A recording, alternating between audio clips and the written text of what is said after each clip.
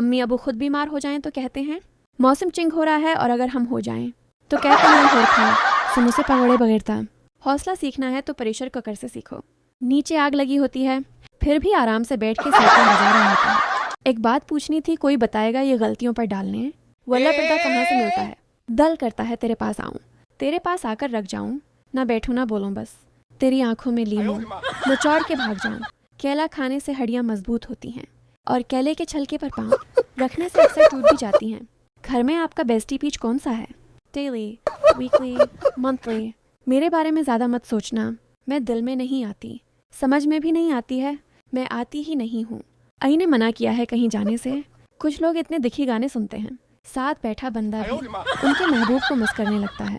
एक ज़माना था जब मोबाइल करता था तो बैटरी बाहर आ जाती थी, अब मोबाइल करता है तो आंखें दिल किरदे सब बाहर आ जाते हैं। सारे खैर खैरियत से नए साल में दाखिल हो गए ना? कोई रहते नहीं क्या?